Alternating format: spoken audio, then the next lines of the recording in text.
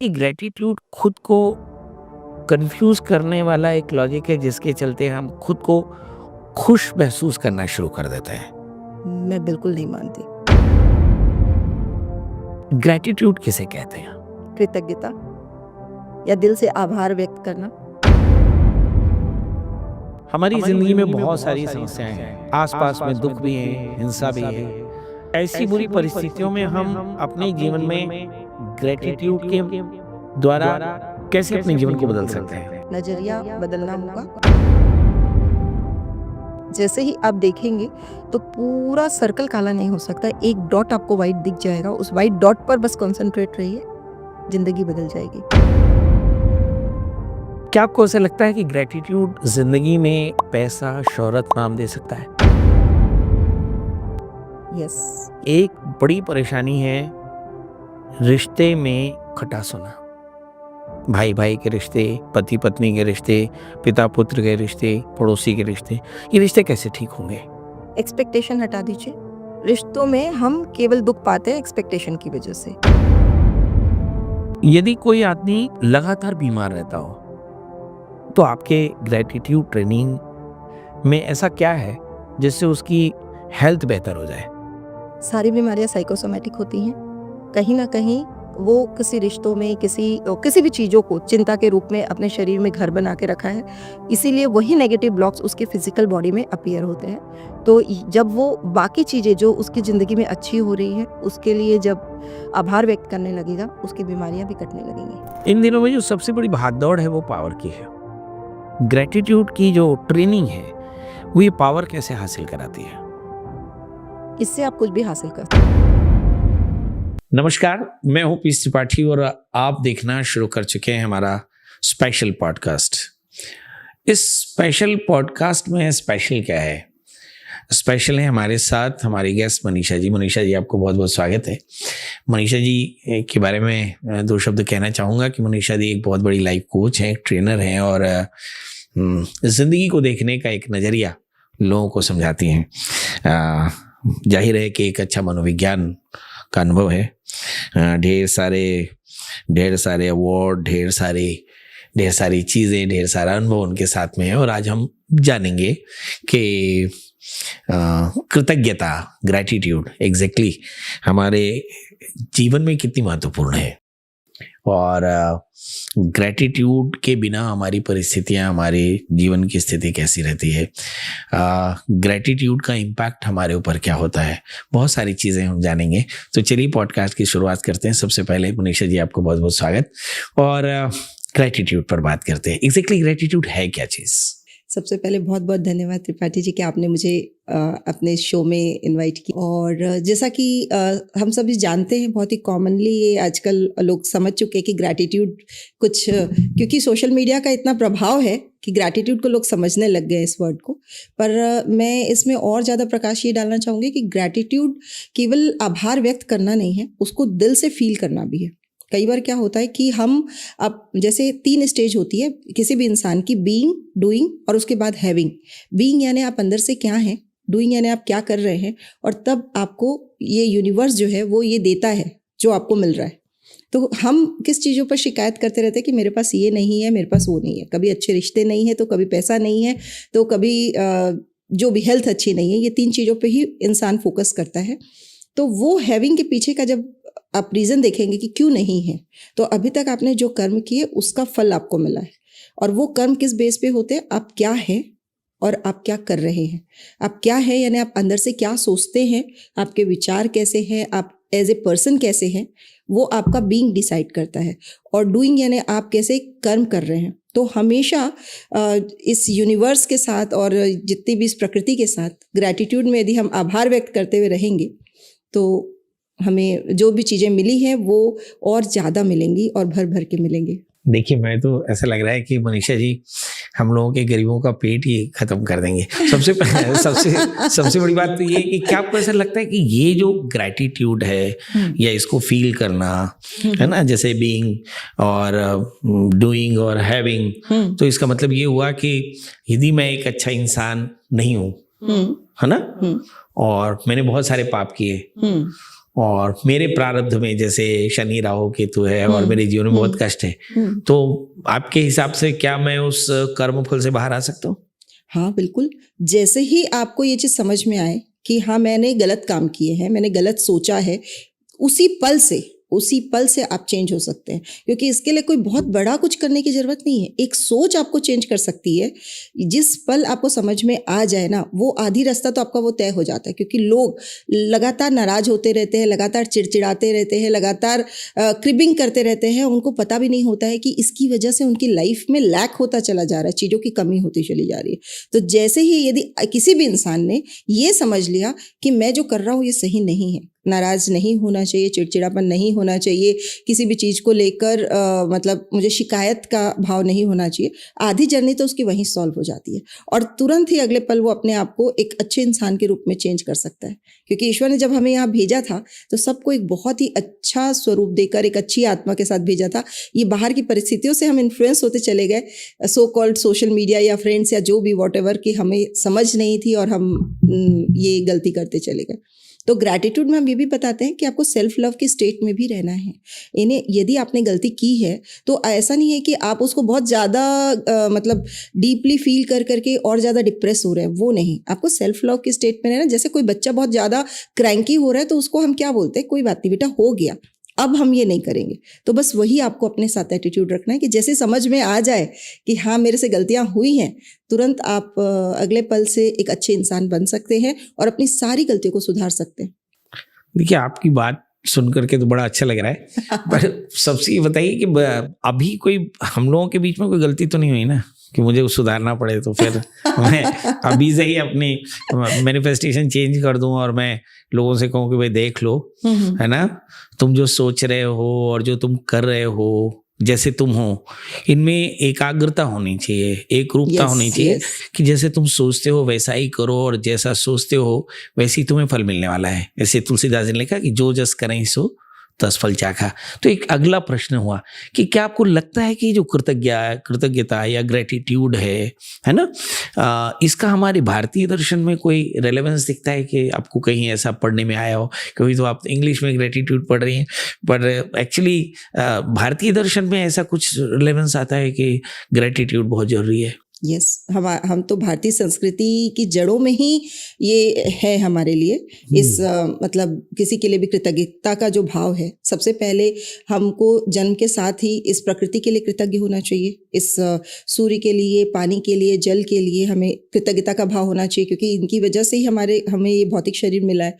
फिर अपने माँ बाप के प्रति कृतज्ञ होना चाहिए, उन गुरुओं के प्रति कृतज्ञ होना चाहिए जिनकी वजह से हमें ये ज्ञान मिला है। और मतलब यदि हम हर स्टेप पे देखें तो आज हम जो भी हैं, अकेले हम यहाँ पहुंच नहीं सकते थे। चाहे जो भी इंसान, यदि हमारे ऑडियंस में से किसी को भी ये तकलीफ है कि मुझे कुछ नहीं दिया इस ईश्वर ने, उसे भी यदि मैं बोलूं कि आप बैठकर देखेंगे तो आपको दिखेगा कि आपका गिलास कहाँ आधा भरा हुआ है। मतलब आधा गिलास खाली है वो तो हमें दिखता है, पर आधा भरा यदि देखने के लिए हम अपनी आदत डाल लें और अपने आप को उधर कन्वर्ट कर लें, अपना नजरिया बदल लें, तो जिंदगी बहुत अच्छी हो सकती है।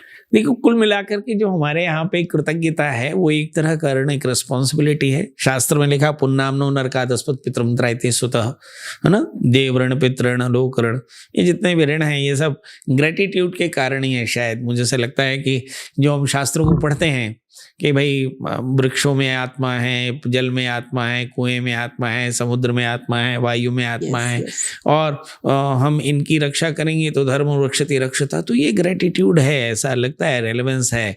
चलिए, ये तो बात समझ में आई। अब एक अगला प्रश्न आता है कि भाई यदि मैं कृतज्ञ नहीं हूं तो क्या होगा? यदि आप कृतज्ञ नहीं है तो जो कुछ आपके पास है वो भी ले लिया जाएगा। मतलब इतनी क्रूर है ये प्रकृति कि यदि आपको जो भी दिया गया है उस चीज का आप भाव ही नहीं रख रहे कि हाँ, तो वो चीज आपसे छीन ली जाएगी। मतलब ये चीज इतनी जगह किताबों में बहुत ही प्रसिद्ध बुक्स है जिस पे आप देखेंगे कि ये बताया जाता है। तो इसीलिए हम बहुत छोटे से होते हैं तब से हमारे गुरुओं ने, हमारे पेरेंट्स ने हमको ये समझाया कि कोई एक छोटी सी चॉकलेट भी दे तो थैंक यू करो बेटा। क्यों बोलते हैं? नहीं, थैंक्स बोलना तो मुझे ऐसा लगता है बड़ा फॉर्मल सा है। हाँ, वो नहीं, देखिए क्या है जो मैंने बताया ना, डूइंग और बीइंग। तो थैंक्स बोलना इज डूइंग। कई लोग क्या करते हैं, बोल देते हैं, उसमें कोई भाव नहीं होता। मैंने हमेशा कहा है कि बीइंग और डूइंग साथ साथ चलना चाहिए। आपका जो भाव है वो और आप जो कर रहे हैं वो, उन दोनों में सामंजस्य होना बहुत जरूरी है। एकता होना चाहिए, एक रूप। आप अंदर से कुछ और सोच रहे हैं, सामने से आप मीठा मीठा बोल रहे हैं तो नहीं चलेगा। लेकिन जस्ट इसका ऑपोजिट, आप अंदर से कितने भी अच्छे हैं, कुछ लोग क्या बोलते हैं कि हम तो भाई सच्ची बात बोल देते हैं, सच तो कड़वा होता है, ऐसा कह के वो जो कड़वाहट को बोलते हैं वो भी गलत है। मतलब आपकी डूइंग में भी, आपके वचन में भी, आपके कर्म में भी मिठास होनी चाहिए, आपके अंतरात्मा में भी मिठास होनी चाहिए, और उन दोनों की एक रूपता ही ग्रैटिट्यूड को शो करे। हाँ, मतलब केवल थैंक बोलने से काम नहीं चलेगा, आपको दिल से फील करना है। हाँ, यदि कोई एक गिलास पानी देवे या आपको सड़क पार करा देवे या आपको कुछ भी करे, घर का पता बता देवे, तो आप उसके लिए दिल से धन्यवाद ज्ञापित करिए। आज आपने मुझे यहाँ बुलाया, उसके लिए मैं जरूर ग्रेटिट्यूड करना चाहूंगी। मुझे ऐसा लग रहा था कि देखिए क्या होता है कि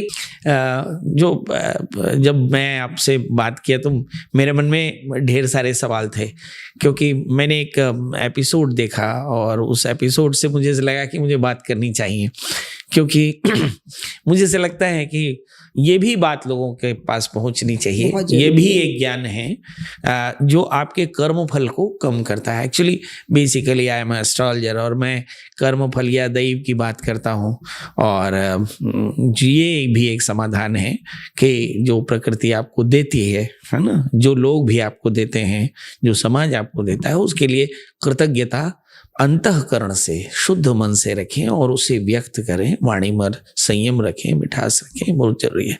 इन दिनों में कृतज्ञता का भाव ही कम हो रहा है। मैं ऐसा, जहाँ तक मैं ऑब्जर्व कर पा रही हूँ सोसाइटी को या आसपास के एनवायरनमेंट को, तो बहुत ज़्यादा मीडिया की जो चकाचौंध है उसकी वजह से लोग कंपैरिजन कर रहे हैं अपनी लाइफ में। ये देख रहे हैं हमको क्या क्या नहीं मिला है। जैसे वो रिश्तों में देखते हैं, पिक्चरों वाले जो रिश्ते होते हैं, तो उतनी मिठास एक्चुअल रिश्तों में होती नहीं है जितनी वहाँ दिखाई जाती है। तो लोग कंपेयर करते हैं कि हमारे रिश्ते तो ऐसे नहीं है, या वो उसमें जो भौतिक सुख सुविधाएं दिखाई जाती है तो हर इंसान के पास वो अवेलेबल नहीं है। मैं यदि कंपेयर करूँ आज से 20 साल पहले की ज़िंदगी, तो भौतिक सुख सुविधाएं भी कम थी और ये तामझाम और ये सारी चीज़ें भी कम थी, पर फिर भी लोग बहुत खुश थे क्योंकि उनके पास कंपैरिजन करने के लिए कुछ नहीं था। तो ये जो स्क्रीन की दुनिया है, शायद ये लोगों को दूर कर रही है वास्तविकता से, और उस वजह से वो एक ऐसे मृग तृष्णा में खुद की लाइफ को खींच रहे हैं कि उनके मन से ग्रैटिट्यूड जा रहा है, उनके पास जो है उसके लिए वो भाव नहीं रह पा रहा है उनके लिए। जबकि यदि वो बैठेंगे, जैसे हम लोग अपने, मेरे जो सेशंस होते हैं ऑनलाइन, में जूम में सेशंस लेती हूँ, तो मैं सबसे पहले के शुरू के पूरे 1 महीने तक कंटिन्यू केवल और केवल ग्रैटिट्यूड लिखने पे फोकस करवाती हूँ। कोई किसी भी प्रॉब्लम से मेरे पास आए, चाहे वो उसकी शादीशुदा ज़िंदगी की प्रॉब्लम हो, चाहे वो उसकी मनी रिलेटेड प्रॉब्लम हो, चाहे उसकी हेल्थ रिलेटेड प्रॉब्लम हो। जैसे सपोज किसी का बहुत सीवियर आइज में प्रॉब्लम है, अब वो बोलेगी मैं कैसे ग्रैटिट्यूड लिखूँ, भाई मेरी तो आंखों में इतनी परेशानी है। तो भाई आपके हाथ पैर तो सलामत है, आप उससे शुरू कीजिए। आप मान लीजिए एक पूरा घर है आपके पास और उसमें आपके सारे कमरों की बिजली तो फ्यूज़ नहीं होती है ना एक साथ। एक कमरे की यदि बिजली फ्यूज़ है तो आप बाकी 2 कमरे में इतनी रोशनी कर लीजिए कि उसकी रोशनी से वहां भी उसकी चमक पहुंच जाए। हाँ, मतलब तो अगर आपको ऐसे लगता है कि हम कहीं से भी कोई चीज आपको नहीं मिली है, कहीं से भी शुरुआत कर सकते। मतलब ऐसा ईश्वर ने किया ही नहीं है कि आपको कुछ भी ना दिया हो। राइट, ऐसा होता ही नहीं है। मतलब यदि कोई बोले कि मेरी शादीशुदा जिंदगी में प्रॉब्लम है, तो आपके माँ बाप से ग्रैटिट्यूड करना शुरू कीजिए, आपके भाई बहन से ग्रैटिट्यूड। कि कुछ रिश्ते तो हैं जो आपके लिए बहुत अच्छे हैं, आप जब वहाँ ग्रैटिट्यूड करेंगे ना, आपको समझ में आने लगेगा। हालांकि मैं बोलती हूँ यदि आप फोकस ग्रैटिट्यूड करेंगे तो बहुत जल्दी रिजल्ट आएगा। जैसे आजकल लोगों को फास्ट रिजल्ट चाहिए, तो आप ये देखिए, यदि किसी हस्बैंड को वाइफ से प्रॉब्लम है या वाइफ को हस्बैंड से, तो मैं बोलती प्रॉब्लम तो है, मैं समझ गई, उसको एक बार साइड रखते हैं। आपको उसमें अच्छा क्या क्या लगता है एक बार सोचिए। ऐसा हो नहीं सकता कि किसी इंसान में 100% बुराइयां देकर भगवान भेजा, वो चाहे कितना भी बड़ा क्रिमिनल क्यों ना हो, कुछ तो ऐसी क्वालिटीज होंगी जो आपको अच्छी लगती है। एक बार सोचिए बस, और उसको नोट डाउन कीजिए। केवल सोचना नहीं है, दिमाग में नहीं रखना है। पेन जब हम पेन डाउन करते हैं तो वो दिमाग से डायरेक्ट कनेक्शन बनाता है। तो जब मैं लिखवाती हूँ तो मैं देखती हूँ कि लोगों का वो कम होने लगता है। जो आवेग में वो आए होते हैं कि ये भी नहीं है, वो भी नहीं है, ऐसा खराब हो रहा है, वैसा खराब, वो लोग काफ़ी सेटल होने लगते हैं। फिर उनको और गाइड करते करते हम और लिखवाते हैं और लिखवाते हैं। 1 महीने तक जब हम उनकी ज़िंदगी के सारे एरिया को टच करते हैं तो देखते हैं कि ग्रैटिट्यूड से ही आधी प्रॉब्लम सॉल्व हो सकती है। अच्छा देखिए, मेरे पास पैसे नहीं है, ठीक है, अभी क्या करने से मेरे पास पैसे आएंगे? देखिए तो बहुत सीधी सा है कि हाँ। इस जबरदस्त दुनिया में अर्थस्य अर्थ लोके, है ना, तो मेरे पास पैसे नहीं, कैसे आएंगे? उसमें क्या ग्रेटिट्यूड में क्या चेंज करूं?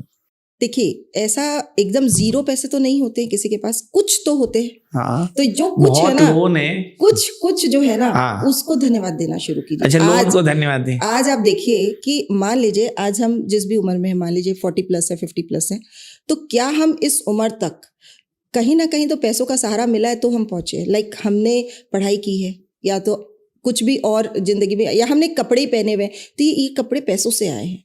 मैं बोलती हूँ मेरी पॉकेट से पैसे नहीं गए, मेरे माँ बाप की पॉकेट से गए, या मेरे पड़ोसी के, या मेरे कोई रिलेटिव के, पर उन्हीं पैसों के कारण मुझे ये चीजें मिली हैं कि जो आज हम यहाँ बैठे हैं। मसला ये है कि यदि आपके पास पैसा ना हो तो परेशान मत होइए। आपकी जितनी उम्र में आपने जितने सुख भोगे हैं, पीछे पलट कर देखिए, पैसे का ही राज, पलट के देखिए और एक बार उस ईश्वर को धन्यवाद कहिए कि उसने आपको इस जिंदगी में एक अच्छा पैसा दिया। ये मेरे लिए भी है और आपके लिए भी है। और अगर हम बहुत सारे दोस्तों से शिकायत रखते हो तो एक बार सोच कर देखिए कि उन दोस्तों ने मुझे क्या अच्छा दिया। अगर पत्नी से शिकायत हो तो एक बार पत्नी को याद करिए कि उसने मेरी कितनी अच्छी सेवा की। माँ बाप से शिकायत हो तो एक बार याद कर लें कि माँ बाप ने कैसे आपकी परवरिश की। मतलब ग्रेटिट्यूड बहुत जरूरी है। अब ये एक छोटा सा प्रश्न आता है, इन दिनों में सेशन लेती हैं, आपको क्या लगता है कि जो यूथ है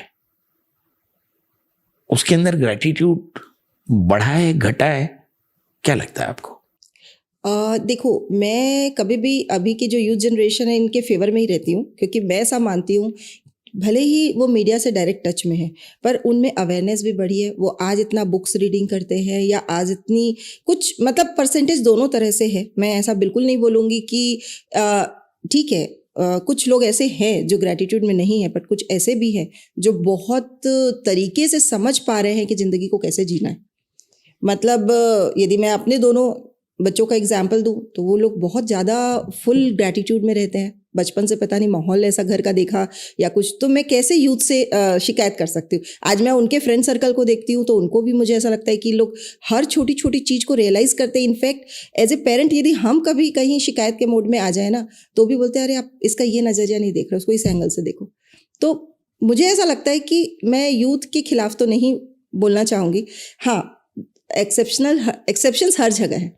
कहीं पे ऐसे भी लोग हैं, पहले भी ऐसे कुछ लोग हुआ करते थे जिनको ग्रेटिट्यूड नहीं था और कुछ थे जो बहुत फुल ऑफ ग्रेटिट्यूड रहते थे। सेम अभी भी मैं ऐसा ही कहूँगी कि कुछ परसेंटेज ऐसा है जो कृतज्ञ है और कुछ है जो कृतज्ञ है।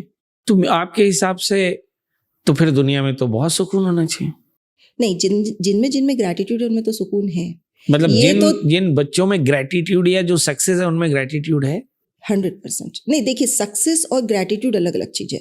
जिनमें ग्रैटिट्यूड है उनमें सुकून है, क्योंकि ग्रैटिट्यूड जब भी आप में रहेगा आपका कॉर्टिसोल लेवल कम होगा, यदि साइंटिफिकली हम बात करें तो। अच्छा, एक फर्क जानना चाहते हैं, सुकून और सक्सेस में क्या फर्क है? क्योंकि थोड़ा सा हमारे दर्शक कंफ्यूज हो रहे हैं, है ना, कि भाई एक लड़का जो है 1 करोड़ रुपए कमा रहा है, हाँ, है ना, तो उसमें ग्रैटिट्यूड है कि नहीं है? क्योंकि वो तो अपने माँ बाप से बात नहीं करता, वो अपने भाई बहनों से भी बात नहीं करता, वो देश से बाहर रहता है, वो देश के लिए भी कृतज्ञ नहीं है, मगर उसके पास पैसा है, उसके पास समृद्धि है।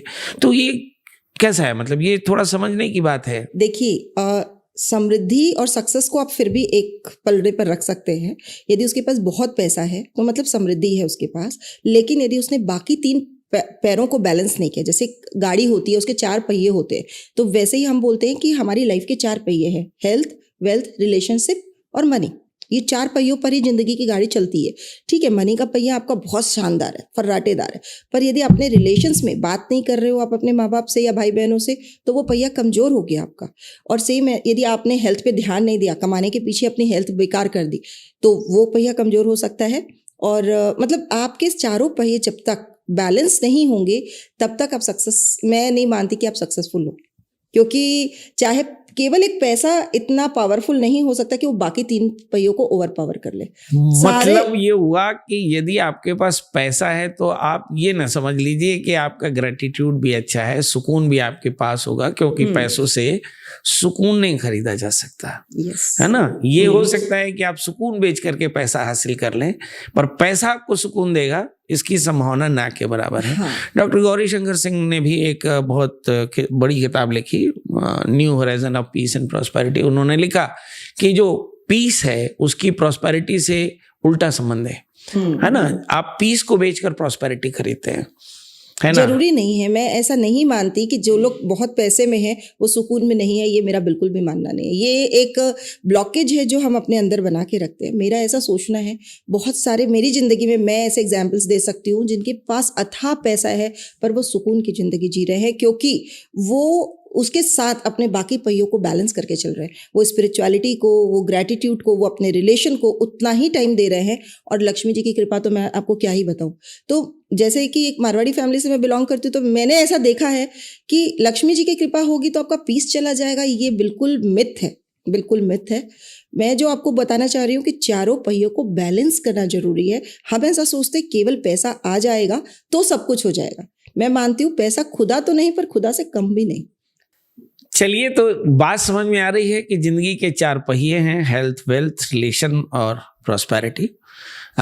केवल प्रॉस्पेरिटी या केवल रिलेशन, इनसे बात नहीं बनती है। जीवन में ये चारों पहिए बराबर होने चाहिए, और यदि आपने अपने जीवन में इन चीज़ों को बैलेंस करके रखा है तो निश्चित तौर पर आपके जीवन में एक अच्छी समझ जरूर पैदा होगी। अभी एक अगला प्रश्न आता है कि जीवन में यदि हम बहुत ज़्यादा परेशान हों, पैसों से भी, रिश्तों से भी, क्या लिखा है कि जब बुराई आती तो सब तरफ से आती है ना। कि जो आपके रिलेशंस खराब होते हैं तो बहुत सारी चीज़ों को लेके चले जाते हैं।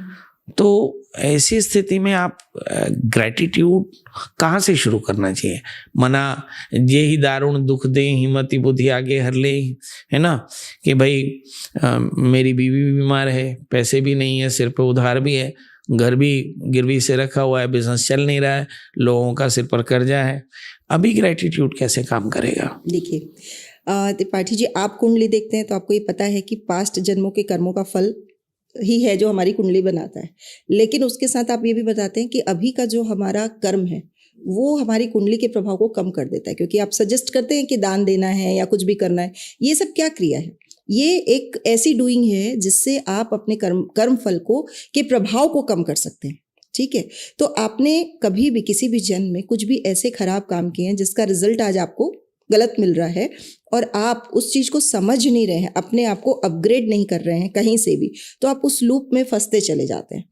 आप फिर से शिकायत कर रहे हैं, आप फिर से नेगेटिव हो रहे हैं और आप डाउन डाउन डिप होते चले जा रहे हैं। तो यदि आपको इस लूप से बाहर निकलना है तो आपको ही स्टेप उठाना पड़ेगा। आपको ये जो यूनिवर्स है या ये जो ईश्वर है ये बार बार संकेत दे रहा है कि बच्चे तुम्हें सुधरने की ज़रूरत है, तुम्हें आगे बढ़ने की ज़रूरत है, तुम्हें अपग्रेड होने की ज़रूरत है। यदि आप नहीं सुधरेंगे तो आप उसी लूप में बार बार फंसे रहेंगे। तो कहीं ना कहीं किसी भी मेंटर का, किसी गुरु का, किसी ऐसे पर्सन का सहारा लीजिए जो आपको थोड़ी हेल्प कर सके। और उसके साथ कहीं से भी एक सिरा मिल गया ना, जैसे कोई गुत्थी बहुत उलझ गई है तो वो उसमें उलझता चला जा रहा है, एक सिरा मिल गया ना तो सुलझना जो शुरू होती है जिंदगी। मैंने अपनी आंखों के सामने सारी चीजें सुलझते देखी और बहुत ही जल्दी सुलझते देखी है। ऐसा नहीं है कि ये कोई इम्पॉसिबल चीज है या कोई मैं आपको मैजिकल चीज के बारे में बता रही हूँ। बहुत इजीली और बहुत छोटी छोटी प्रैक्टिसेस से लोग अपनी लाइफ को सुधार सकते हैं। तो अभी तो मैं अपने व्यूअर्स को ये चीज़ जरूर बोलूँगी कि आप आज से ही अपनी ग्रैटिट्यूड डायरी बना लीजिए। आप उसमें डेली 10 ऐसी चीज़ें लिखना शुरू कीजिए जिसके लिए आप थैंकफुल हैं, और कोशिश कीजिए कि हर दिन आप कुछ नया 10 लिखें। क्योंकि जब आप देखेंगे ना तो थोड़ा शुरू में आपको लगेगा कि और अब क्या लिखूं और क्या लिखूं, लेकिन आपका दिमाग उस डायरेक्शन में काम करना शुरू कर देगा और फिर आपको दिखेगा कि हाँ, 1 महीने तक आपकी चीज़ें रिपीट नहीं हुई, इतनी चीज़ें दी हैं भगवान ने आपको। और आप अभी 2 दिन पहले ये बोल रहे थे कि कुछ भी नहीं है मेरे पास, तो ना पैसा है, ना हेल्थ है, ना रिलेशन है, सब कुछ खराब है। जब आपको पता चला कि नहीं अब इतनी चीज़ें हैं मेरे पास, तो मतलब अलग हो जाता है नज़रिया देखने का। हम केवल क्या नहीं है के लिए यदि क्या करना चाहिए, शिकायतें करते रहेंगे ना, कभी नहीं मिलेगा, ईश्वर कभी नहीं देगा। अच्छा, चलिए थोड़ा सा रेलेवेंट चीजों पे चर्चा करते हैं। भारत के पाकिस्तान से रिश्ते, है ना, भारत को अपने ग्रेटिट्यूड में क्या चेंज करना चाहिए जिससे पाकिस्तान सुधर जाए? क्योंकि एक बहुत बड़ा सवाल इस वक्त दुनिया का है। या ऐसा क्या करे कि डोनाल्ड ट्रंप की बुद्धि शांत हो जाए, या ऐसा क्या करे कि यूक्रेनियन शांत हो जाए, ऐसा क्या करें कि पुतिन जी की बुद्धि शांत हो जाए, ऐसा क्या ग्रेटिट्यूड करें? सवाल ये है कि सामने वाला का लोभ लाभ या जो घृणा है, राग द्वेष है, वो कैसे कम होगा? क्योंकि मैंने तो मेरे अंदर चेंज किया, वो कैसे चेंज होगा? क्योंकि ये मेरा ख्याल है कि 145 करोड़ लोगों का प्रश्न है ना, कि हम अपने ग्रेटिट्यूड में क्या चेंज करें कि पाकिस्तानियों के दिमाग में सुकून आ जाए। देखिए, हमारे यदि हम इतिहास की बात करें तो गांधी जी ने शांति से ही इस देश को आज़ाद कराया था। तो जहाँ तक इस ग्रैटिट्यूड का प्रश्न है, हम हमेशा ये बोलते हैं आप अपने एक्सटर्नल सिचुएशंस को नहीं बदलेंगे, आप खुद को बदलने की ताकत रखते हैं। और जब आप खुद को बदलते हैं, आपका ऑरा इतना स्ट्रांग हो जाता है कि बाहर की विपरीत परिस्थितियां आप पर असर कम डालती है। मैं बार बार यही बताना चाह रही हूँ, मैं ये नहीं बता रही हूँ कि उन लोग बदल जाएंगे, पाकिस्तान बदल जाएगा, कि यूक्रेन बदल जाएगा, कि कोई और कुछ बदल जाएगा। सेम आप घर के सिचुएशन में भी, यदि आपको अपनी बहू से प्रॉब्लम है, अपने हस्बैंड से प्रॉब्लम है, या अपने किसी भी पैसे से प्रॉब्लम है, वो बदल जाएगा, मैं ये नहीं बोल रही। आप बदल जाएंगे, आपका नजरिया बदल जाएगा और वो आपके ऑरा को स्ट्रांग कर देगा। जैसे एक छोटी सी एग्जांपल से मैं आपको बताती हूँ। कोविड आया था, तो क्या कोविड पूरे हर जन को हुआ? नहीं हुआ। इतनी बड़ी महामारी क्या ईच एंड एवरी पर्सन को हुई? नहीं हुई ना। कुछ लोगों को हुई, कुछ को नहीं हुई। किन को नहीं हुई? जिनका इम्यूनिटी स्ट्रांग था। बस मैं उस इम्यूनिटी की बात कर रही हूँ, उस इमोशनल इम्यूनिटी की बात कर रही हूँ। ग्रैटिट्यूड के थ्रू आप अपनी इंटरनल इमोशनल एटीट्यूड को, इम्यूनिटी को इतना स्ट्रांग कर लेते हैं कि एक्सटर्नल जितनी भी ये आप नाम ले रहे हैं ना, इनको मैं एक तरह से महामारी समझूं, बीमारी समझूं, ये आपको अफेक्ट ही नहीं करेंगी। इनके कोई भी कदम, इनके कोई भी स्टेप आपको विचलित नहीं होने देंगे। मुझे से लगता है ये आपका बयान बड़ा खतरनाक है और इस पर बड़ा विवाद हो सकता है। वजह इसकी ये है कि इस वक्त महात्मा गांधी का सत्य और सत्याग्रह जो है वो तो बड़ा विरोध का विषय है। और हमारे यहाँ जो इस समय रिटालिएट करना, रिएक्ट करना, रिवोक करना, रिवोल्ट करना, ये बड़ा है। तब सवाल ये है कि ऐसी परिस्थिति में ये ग्रेटिट्यूड कैसे क्रिएट होगा? समझ गई। देखिए, क्या है कि मीडिया किसी भी चीज़ का हाइप क्रिएट कर सकता है, पर जितना मैंने अपने इतने सालों के प्रैक्टिस में समझा है, तो मैं एकदम पॉलिटिकल लेवल पे तो नहीं सॉल्व करती चीज़ों को। मोस्टली अपनी फैमिली लेवल पे, अपने जो फ्रेंड्स और उसमें मैं जो चर्चा कर रहा हूँ, एक स्लोगन है, गर्व से कहो कि हम कट्टर हिंदू हैं, गर्व से कहो कि हम कट्टर मुसलमान हैं। मतलब ये कट्टरता आ रही है, मतलब हम दूसरे को एक्सेप्ट नहीं कर रहे, हम दूसरे की पर्सनालिटी को एक्सेप्ट नहीं कर रहे, हम दूसरे के ग्रैटिट्यूड को नहीं मान रहे, हमारे अंदर में दूसरे के प्रति कोई कृतज्ञता नहीं है, हमें केवल बुराइयां याद हैं। उन्हें 1947 में क्या हुआ था, 1956 में क्या हुआ था, बाबर ने क्या किया, तो जीसस ने क्या किया, फ्रांसिस ने मेरे हिसाब से ये सब गलत है सोच, क्योंकि क्या अच्छा हुआ केवल वही देखना चाहिए।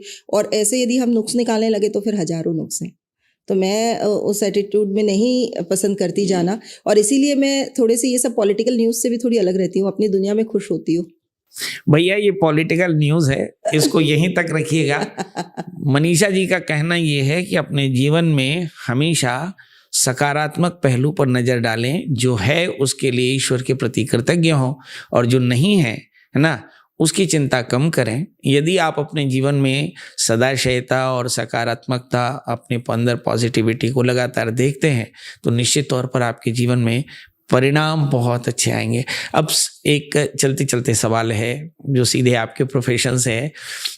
जैसे मैं आपसे सेशन लेना चाहूँ, है ना, और मेरे पत्नी से रिलेशन बहुत खराब है, तो कितने दिन का सेशन करीब करीब आपको लगेगा? देखिए, यदि सिचुएशन एकदम स्टार्टिंग स्टेज पे होती तो एक ही काउंसलिंग, 1 घंटे की काउंसलिंग में मैं काफी चीजों को सॉल्व कर देती हूँ। मुझे काउंसलिंग की कि नहीं है? आपको जरूरत ही नहीं है। अच्छा। और दूसरा, यदि कभी कभी सिचुएशंस बहुत खराब होती है तो 3 या 4 मतलब ऐसा। लेकिन आजकल लोग क्या करते हैं कि पहले से जैसे बोलते हैं प्रिकॉशन के तौर पे ही सीखते हैं चीज़ों को। तो ऐसी अवेयरनेस बहुत मैंने देखी है सोसाइटी में। मेरे जो अभी स्टूडेंट्स हैं जैसे 40+ लोग हैं जो जूम पे मुझसे सीखते हैं डेली, 1 घंटे की क्लास होती है। उनकी लाइफ में कोई बहुत मेजर प्रॉब्लम्स नहीं है, पर फिर भी वो अपने आप को मेंटेन करने के लिए और हाई फ्रीक्वेंसी में रहने के लिए कुछ ना कुछ अच्छी चीज़ें सीखते हैं। तो उनको मैं जब बोलती हूँ कि आप अपने मार्क्स दीजिए, जैसे आप अभी हेल्थ पे कितने मार्क्स देंगे आउट ऑफ 1 to 10, तो वो अपने मार्क्स जैसे शुरू में जब ज्वाइन करते तो मान लो किसी ने 2 दिया, 3 दिया, या फिर आप रिलेशन में कितने देंगे, आप अपने करियर में कितने देंगे, मनी में कितने देंगे, और धीरे धीरे हर सैटरडे को हम बोलते खुद ही आप अपने मार्क्स लिखिए। तो उनके मार्क्स जब बढ़ते बढ़ते 7, 8, 9 तक पहुंचते हैं ना, तब मुझे सेटिस्फेक्शन दिखता है। वो मार्क्स वो खुद दे रहे हैं अपनी लाइफ, मतलब उनका सेटिस्फेक्शन लेवल बढ़ रहा है कि चारों एरिया में उनकी प्रोग्रेस हो रही मतलब है। मुझे आपके पास कम से कम 10 सेशन करना पड़ेगा, क्योंकि 1 से लेकर 10 है और मैं 0 पर खड़ा हूँ। तो मुझे ऐसा लगता है कि एक शनिवार को 1 नंबर और अगले शनिवार को 2 नंबर, 7, 10 मतलब 70 दिनों में आपकी जिंदगी बदल सकती है, ऐसा मानना मनीषा जी का है कि आप 10 सेशन ले लें और धीरे धीरे आपके अंदर में कृतज्ञता आएगी। हर चीज, हर बात, हर समय, हर वक्त और हर लाभ को देखने का नजरिया आपका बदलेगा और आप बहुत बेहतर कर पाएंगे। मनीषा जी, सच्ची बात कह रहा हूँ, बेसिकली हम लोग भी पेशेवर हैं, पर आपसे बहुत कुछ सीखने को मिला और एक बात समझ में आई कि वास्तव में कृतज्ञता बड़ी चीज़ है और कृतज्ञता रहना चाहिए। हमारे यहाँ बाढ़ें पूत पिता के धर्मा, खेती बाढ़ें अपने कर्मा। कहते हैं कि आप अपने पितरों के लिए कृतज्ञ रहेंगे तो आपके घर में सब प्रकार की समृद्धि आएगी। ये चीज़ आपने बहुत सही कही, क्योंकि हम ग्रेटिट्यूड में जब बताते हैं तो मैंने देखा है कि बहुत सारे लोगों को अपने माँ बाप से प्रॉब्लम होती है। किसी को अपने पापा की डांट से प्रॉब्लम है, तो किसी को माँ की कंट्रोलिंग नेचर से प्रॉब्लम है। तो जो भी लोग अपनी जड़ से जुड़े हुए नहीं हैं, यदि अपने माँ बाप से कहीं से भी दूर हो गए हैं, तो वो बाकी चीज़ को बैलेंस आउट नहीं कर पाते हैं। कई बार वो बहुत कोशिश करते हैं और फिर भी वो रिजल्ट नहीं पा रहे होते हैं। तो मैं उनको याद दिलाती हूँ कि कहीं भी याद कीजिए, जैसे मेरा एक सेशन होता है टीयर्स ऑफ जॉय का, हीलिंग म्यूजिक के साथ मैं करवाती हूँ, तब वो फूट फूट के रोते हैं और उनको रियलाइज होता है कि सच में मैंने अपने माता पिता को धन्यवाद नहीं दिया। आपको ऐसा लगता है कि मैं भी रोने वाला हूँ? क्योंकि मैं रो सकता हूँ, मैं बहुत इमोशनल हूँ। क्योंकि माँ बाप के साथ जुड़ना बहुत जरूरी है, अपनी जड़ों से जुड़ना बहुत जरूरी है, और उनके ऋण को हम चुका नहीं सकते, ये बात एकदम पक्की है। तो अब जाने रहिए कि संसार में जो कुछ भी मिला है वह बिला कारण तो नहीं, मतलब जो आपको मिला है वो आपके कर्मों के प्रभाव से मिला है, और जो मिला है वो आपके द्वारा ही उपार्जित है, और जो अनुपार्जित है इसका मतलब उसके लिए आपने प्रयास नहीं किया, या जो उपार्जित कष्ट है अगर वो मिल रहा है तो वो भी मानिए कि वो आपके कर्मों के कारण है। इसलिए थोड़ा सा अपने अपने अंदर में धैर्य रखें। मनीषा जी ने कहा कि जो संसार ने दिया है ना, आप देखिए हमारे, मैं बीच में आपको डिस्टर्ब कर रही हूँ, लेकिन आप देखिए कि राम भगवान तक को वनवास मिला था।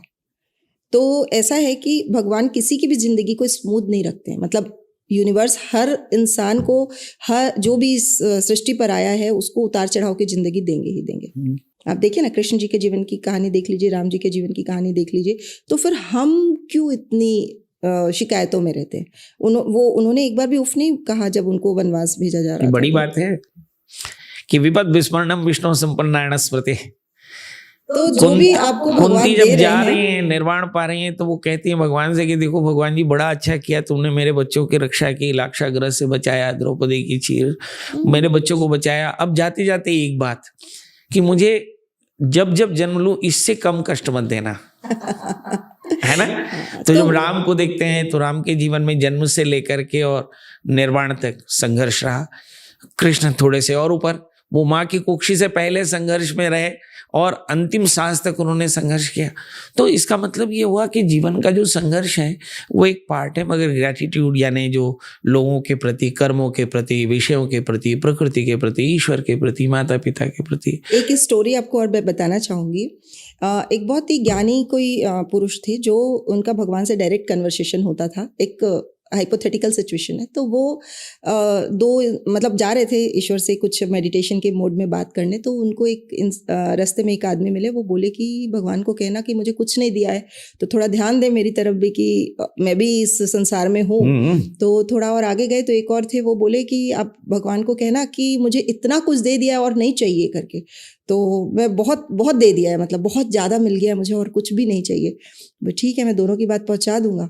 तो जब वो पहुंचाए भगवान के पास, जब उन दोनों की बात, तो भगवान जी ने कहा कि जिन्होंने इतना कुछ दिया है कह रहे हैं, वो जिस दिन ये कहना बंद कर देंगे तभी मैं देना बंद कर पाऊंगा। यानी वो उसका धन्यवाद करते रहेंगे तो मैं अपना देना रोक ही नहीं पाऊंगा। आप समझ सकते हैं कि जब हमको जो मिला होता है ना, हम उसको क्या सोचते हैं, इसके बारे में ज़्यादा चर्चा नहीं करनी है, इसको एक बार साइड करो और क्या चाहिए उसकी लिस्ट भगवान के सामने लेकर हम मंदिर में जाते हैं। एक भजन है, धन्यवाद निर्विवाद राम राम कहिए, जाहि विधि राखे राम ताहि विधि रहिए। ये ग्रेटिट्यूड हिंदी में कृतज्ञता या ऋण का या धन्यवाद का भाव, आभार का भाव जो है, ये हमारे यहाँ जैसे रखोगे वैसे रहूंगा, मुझसे तुझको कुछ ना कहूंगा, यही आध्यात्मिक भाव है। और यही हमारे सनातन की देन है कि हम प्रकृति से, तुलसी के पेड़ से, कुएं से, पानी से, समुद्र से, जिससे भी कुछ पा रहे हैं उसके लिए धन्यवाद रखें। और ये जो घृणा है, जो राग है, जो द्वेष है, जो लोगों में बुराई देखने की आदत है, ये दुनिया को तो क्या ही तकलीफ देती होगी, अपने को सबसे ज्यादा तकलीफ देती है। अब जैसे मैं अपने जो पार्टिसिपेंट्स हैं उनको हमेशा बोलती हूँ कि तुमको एक व्रत लेना पड़ेगा। जैसे तो हम बोलते हैं कि इस समय हम कुछ भी प्याज लहसुन नहीं खाएंगे या अनाज भी छोड़ते हैं कुछ 1-2 टाइम का। तो वैसे ही जब मेरे सेशन में लोग आते हैं तो उनको मैं जैसे 1 मंथ के सेशन में मैंने एनरोल किया, तो मैं उनको बोलती हूँ 1 महीने तक बुरा नहीं देखोगे, बुरा नहीं सुनोगे और बुरा नहीं सोचोगे।